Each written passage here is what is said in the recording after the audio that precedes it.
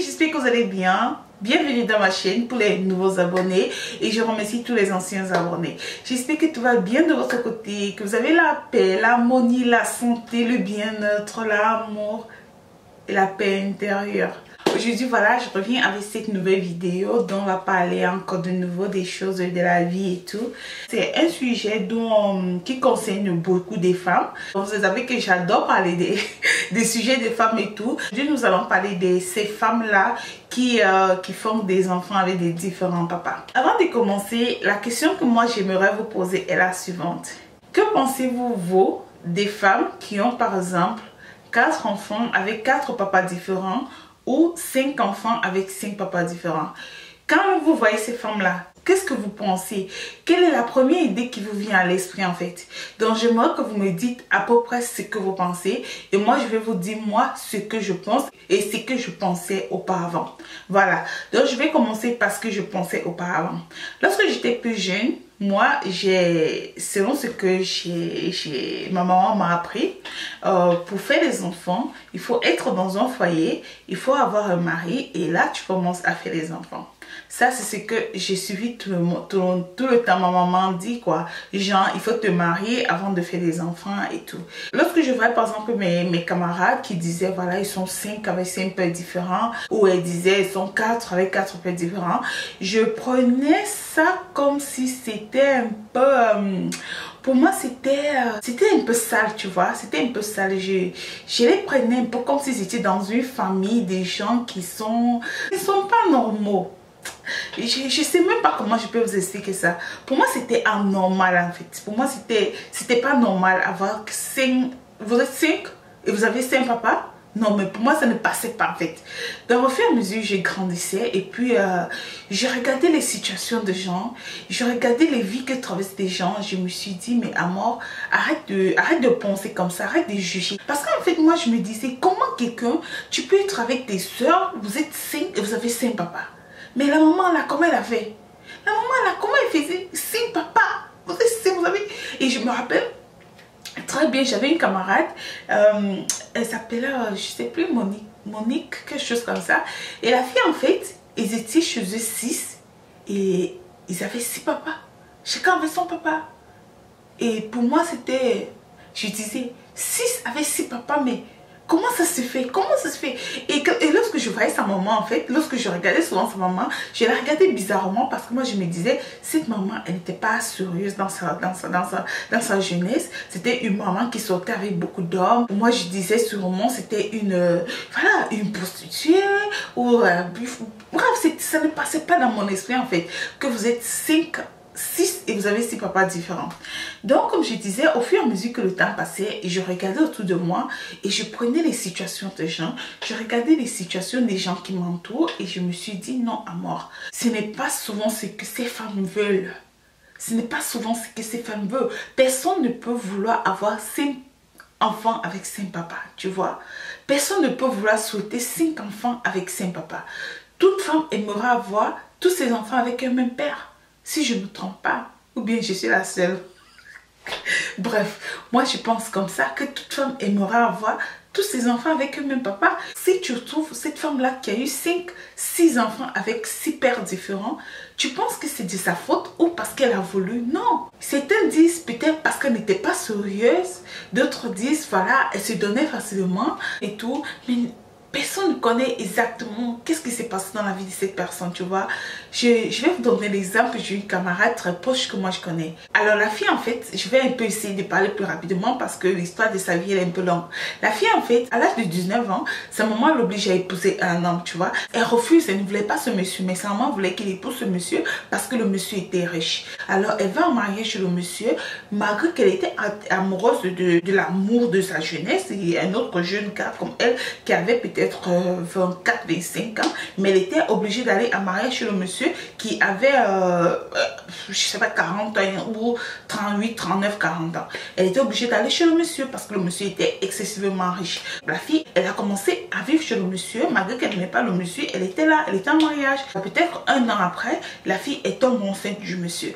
Voilà, c'était une bonne nouvelle pour sa maman parce que c'est ce que sa maman voulait. Tout le monde voulait que la fille épouse le monsieur. Alors, il y a une chose que j'ai oublié de préciser, c'est que le monsieur monsieur, il avait perdu sa première femme lors de l'accouchement. Donc cette jeune fille, c'était sa deuxième femme qu'il devait épouser. Donc cette maman, allant au marché, elle croise une dame qui lui dit, le monsieur chez qui tu as donné à ta fille, ce monsieur, il n'est pas bien. Ta fille est enceinte et elle va mourir pendant l'accouchement. Alors la maman, elle se rappelle exactement que la dame, le monsieur, sa première fille était morte pendant l'accouchement. Sa première femme était morte pendant l'accouchement.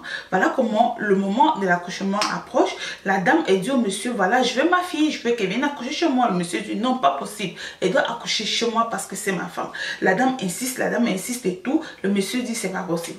Voilà comment la dame a réussi à faire un plan avec sa fille. Elle réussit à fuir de la maison et sa maman la prend, sa maman l'amène dans une église et tout pour aller accoucher là-bas et tout. La fille réussit à accoucher saine et sauve et quand elle revient, le monsieur dit je te veux plus ma chienne, nana. Le monsieur la chasse. Voilà comment la fille se sépare du monsieur. Elle reste avec le premier enfant. Alors elle rentre chez sa maman, elle commence à vivre sa vie et tout. Elle est là avec, elle rencontre son gars, son amour d'enfance. Il lui dit voilà, malgré que tu étais chez le monsieur, j'avais connu une autre fille mais c'est pas grave, c'est toi que j'ai aimé, nana. Elle commence à sortir avec le gars lui dit voilà je vais t'épouser, ils sont ensemble, un an après, deuxième grossesse.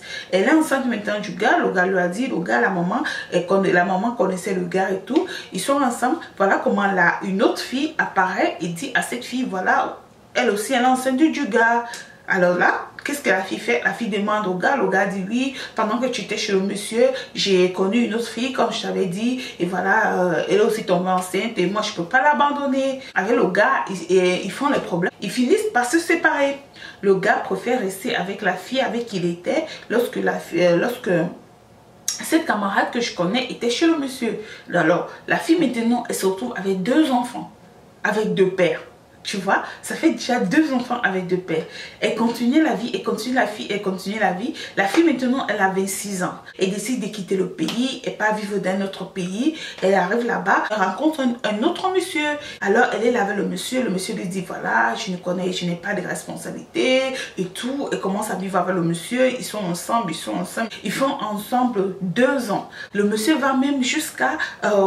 comme on dit chez nous, cogner la porte et tout, voir la famille et tout. Voilà comment la fille, elle tombe enceinte du monsieur. Chez nous en Afrique, lorsque la famille, on fait le cogne de la porte là, je crois, je sais pas si vous connaissez ça chez vous, cogner la porte, ça veut dire les 2 familles viennent se connaissent, on donne à manger, on donne à boire. C'est un peu une sorte de mariage traditionnel en fait. On dit même souvent que c'est plus important que le mariage civil et tout. Donc voilà. Alors la fille, elle est convaincue, voilà, que voilà son homme. Tout allait bien, elle est enceinte. Et pendant qu'elle est enceinte, la fille découvre que le monsieur, lui, il avait une femme dans son pays parce qu'il n'était pas du même pays en fait. Ils étaient de 2 pays différents, 2 pays proches. Il avait une femme dans son pays et ils avaient 2 enfants. Il avait une femme dans son pays, ils avaient 2 enfants. Imaginez. Et découvre ça, elle est enceinte de 8 mois. Elle accouche et pendant ce temps, le monsieur... sa femme qu'il a laissée au pays est en train de vouloir le retrouver. Qu'est-ce qu'elle va faire? Ça ne donne pas. Voilà comment la fille, elle se sépare du monsieur. Elle a 3 enfants avec 3 papas. 3 enfants avec 3 papas, mes corazones. Et au jour où je vous parle, la fille, je pense qu'elle doit avoir entre 30-32 ans. Elle est mariée à un autre monsieur et elle vient d'avoir un autre enfant. Ça fait 4 enfants avec 4 papas. Alors, cet exemple que je vous donne, c'est comme beaucoup d'autres femmes qui vivent ce genre de situation. Si une femme, elle a 4 enfants avec 4 papas, c'est pas parce qu'elle voulait, c'est le destin, c'est la nature. C'était écrit dans son livre en fait, que ça sera comme ça. Moi aussi, je me dis ça. Je me dis, elle a 5 enfants avec 5 papas. Elle a 6 enfants avec 6 papas. Mais non. Si elle a 5 enfants avec 5 papas, c'est pas parce qu'elle a voulu, c'est la nature qui a voulu ainsi. Personne, je dis bien personne, ne veut avoir 10 enfants avec 10 papas. 3 enfants avec 3 papas. Personne, c'est la nature qui l'a voulu ainsi. Parfois on essaie et ça ne donne pas. Et c'est pas parce que ça ne donne pas que tu vas rester là. Parce que quoi? Parce que tu as peur que les gens diront, voilà, elle a plusieurs enfants avec plusieurs papas. Non. Non. Moi, je dis souvent à mon époux, mon frère, on a 3. Mais ça ne va pas. Je vais chercher un autre. S'il veut les enfants, je lui ferai. Si ça ne donne même pas avec celui-là, je vais chercher un autre. Il veut les enfants, je vais lui en faire. Mais non pas, parfois on veut bien être heureuse, parfois on veut vivre comme ça se doit. Mais les circonstances de la vie ne nous permettent pas. Nous devons arrêter de juger. Tu as la chance d'avoir tes 4 enfants avec un père. Tu as la chance d'avoir tes 3 enfants avec un père. Alors tu remercies le ciel, tu remercies l'univers, tu remercies Dieu. Et tu te dis, mais qu'est-ce qui arrive à celle-là qui a eu 4 enfants avec 4 papas, ou 5 enfants avec 5 papas, ou 3 enfants avec 3 papas. Qu'est-ce qui lui est arrivé? Mais ne juge pas, parce que tu ne sais pas son parcours, parce que tu ne sais pas ce qu'elle a traversé, tu ne sais pas sa vie. Donc ne juge pas. C'était en fait ce que je voulais partager avec vous. Donc aujourd'hui, avec le temps et avec l'âge, j'ai compris que parfois on ne veut pas, mais ça nous arrive. On ne va pas jeter ses enfants parce que ces enfants, ils ont des papas différents. Non. On va juste les aimer. Si tu es cette femme-là qui vit cette situation de plusieurs enfants avec plusieurs papas, aime tes enfants. En fous-toi de ce que les gens disent. Aime tes enfants. Fais en sorte que ce n'est pas parce que tu as 5 enfants avec 5 papas que celui-là qui a 6 enfants avec un même papa, ses enfants réussiront plus que les tiens. Non, pas du tout.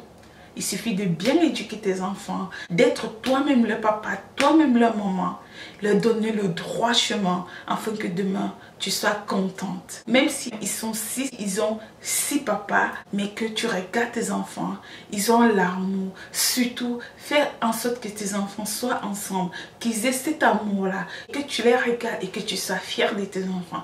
Que ces gens qui se moquaient de toi en disant « elle a 10 enfants avec 10 papas », que tu montres à ces gens que malgré que j'ai 10 enfants avec 10 papas, mes enfants, j'ai pu les rendre aujourd'hui ce qu'ils sont. Je les ai fait devenir des hommes et des hommes responsables, des hommes respectueux. C'est l'essentiel.